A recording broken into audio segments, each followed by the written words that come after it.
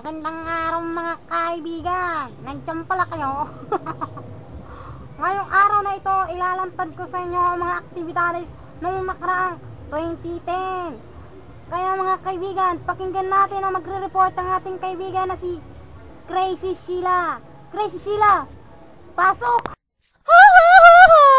Hindi pong nahiling ito ay ang pag-imbita sa mo kang Barubaybay Church sa Magalaw.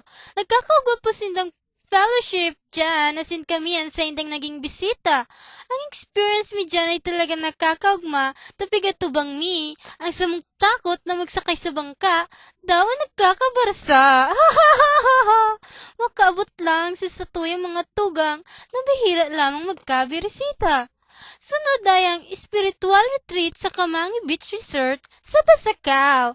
Sumuya pong in-invite ang mga kadugangan sa Karanan at Kamangi Church para po ma-share mi ang mga nanonood mi sa Leadership Evangelism for Adventist Youth Development sa EUP para lalo makapagpakusog ang katugangan lalo na ang mga kabataan.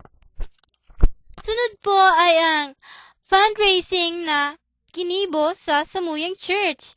Samuyan na pong in-apply ang mga nanonood mi sa lead camp ang fundraising. Kaya dahil may pinalampas ang karampanyahan, kaya kami ay nagtrabaho para makaipon ng pondo. Kami po ay nag-garage sale, kan mga gamit, kan katugangan na dati nang nagagamit. Yak! Para pandagdagan sa mong pondo. Asin nagpabakal kami ng bote, plastic, bakal, sa junk shop.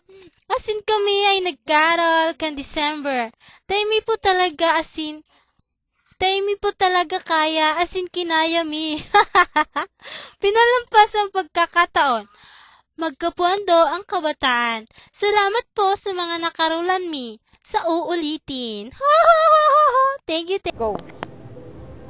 Wah! Ngayon narinig nyo ang mga highlights na report ng nakaraang 2010. Na po yung mga kaibigan, nagustuhan nyo ang mga mga report na yun. At ito po ang inyong reporter ng mga Sabadista, si Mami Topalya, reporting live. Bye-bye.